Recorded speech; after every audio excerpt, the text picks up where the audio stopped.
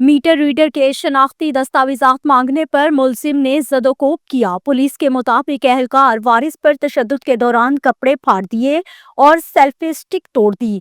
जुहेब नामी शख्स के घर की रीडिंग के दौरान मीटर के तार नीचे करने पर तशद्दुद का निशाना बनाया गया।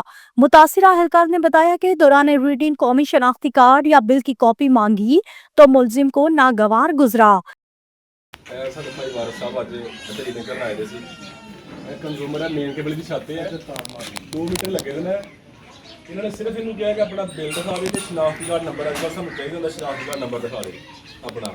ਬੰਦਾ ਬਾਹਰ ਨਿਕਲੇ ਏਡਾ ਤਾਂ ਦਿਮਾਗ ਖਰਾਬ ਹੋ ਗਿਆ। ਸਭ ਸਿਆਣੇ ਬੰਦੇ ਦੇ ਗਰੀਬਾਂ ਪਾੜੇ ਦਾ ਫੜ ਕੇ ਚੰਡਾ ਮਾਰੀਆਂ ਦੇ ਵਿਚਾਰਾ ਇੱਡਾ ਜ਼ੁਲਮ ਇੱਡਾ ਇਹਨਾਂ ਕੀਤਾ ਜਿਹਦਾ ਕੋਈ ਹਿਸਾਬ ਕੋਈ ਨਹੀਂ ਹੈ। ਠੀਕ ਹੈ, ਮੇਨ ਕੇਬਲ ਤੋਂ ਛੱਤ ਤੇ ਲੈ ਕੇ ਬੰਦਾ ਜਾ ਰਿਹਾ, ਮੇਨ ਕੇਬਲ ਚੈੱਕ ਕਰਨਾ ਸਾਡਾ ਆਪਣਾ ਦਾ ਹੱਕ ਬਣਦਾ ਹੈ। जबकि वो बंदा आके गुस्से ਨਾਲ ਬੰਦੇ ਨੂੰ ਨਾਲੇ ਝੰਡਾ ਮਾਰਦਾ ਬਿਨਾਂ ਵਜ੍ਹਾ। ਸਿਰਫ ਇੱਕ ਬਿੱਲ ਮੰਗੇ ਤੇ ਇੱਕ ਸ਼ਨਾਖਤੀ ਕਾਰਡ ਮੰਗਿਆ, ਜਿਹੜਾ ਕਿ ਗੈਪੋ ਦੀ ਅਹਿਮ ਜ਼ਰੂਰਤ ਹੈ ਇਸ ਟਾਈਮ ਕਿ ਭਾਈ ਯਾਰ ਤੁਸੀਂ ਬਿੱਲ ਦੇ ਦਿਓ ਸਾਨੂੰ, ਤੁਹਾਡੀ ਮਿਹਰਬਾਨੀ ਹੈ ਜਾਂ ਸ਼ਨਾਖਤੀ ਕਾਰਡ ਨੰਬਰ ਚੈੱਕ ਕਰਾ ਦਿਓ। ਬੰਦਾ ਇਸ ਗੱਲ ਤੇ ਤੈਸ਼ 'ਚ ਆ ਗਿਆ, ਉਹ ਆ ਕੇ ਬੰਦੇ ਨੂੰ ਮਾਰਿਆ, ਉਹਦੇ ਕੱਪੜੇ ਫਾੜ ਦਿੱਤੇ, ਉਹਦੀ ਸੈਲਫੀ ਸਟਿਕ ਤੋੜ ਦਿੱਤੀ। ਆ ਦੇਖੋ ਰੀਡਿੰਗ ਕਰ ਰਿਹਾ ਇਹਦੇ ਨਾਲ, ਉਹ ਮੀਟਰ ਉੱਚਾ ਨੂੰ ਸੈਲਫੀ ਸਟਿਕ ਇਸ ਤਰ੍ਹਾਂ ਖੋਲੀ ਗਈ ਹੈ, ਉਹ ਹੱਥ ਮਾਰਿਆ ਇਸ ਤਰ੍ਹਾਂ ਤੇ ਸੈਲਫੀ ਸਟਿਕ ਤੋੜ ਦਿੱਤੀ ਉਸ ਬੰਦੇ ਨੇ, ਨਾਲੇ ਝੰਡਾ ਮਾਰੀਆਂ ਨੇ। ਭਾਈ ਨਾਲ ਇੰਤਹਾਈ ਬਹੁਤ ਜ਼ਿਆਦਾ ਜ਼ੁਲਮ ਕੀਤਾ ਇਸ ਬੰਦੇ ਨਾਲ, ਜ਼ਿਆਦਤੀ ਕੀਤੀ ਹੈ। ਉਹਦੇ ਕੱਪੜੇ ਪਾਣੇ ਨਾਲ ਉਹ ਵਿਚਾਰਾ ਰੀਡਿੰਗ ਇਕੱਲਾ ਬੰਦਾ ਰੀਡਿੰਗ ਕਰ ਰਿਹਾ ਇੱਥੇ।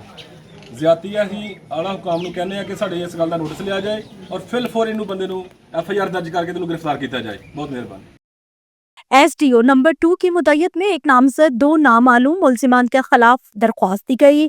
गैप को लेबर यूनियन का वाक़े पर अंदराज मुकदमा का भी मुतालबा सामने आया।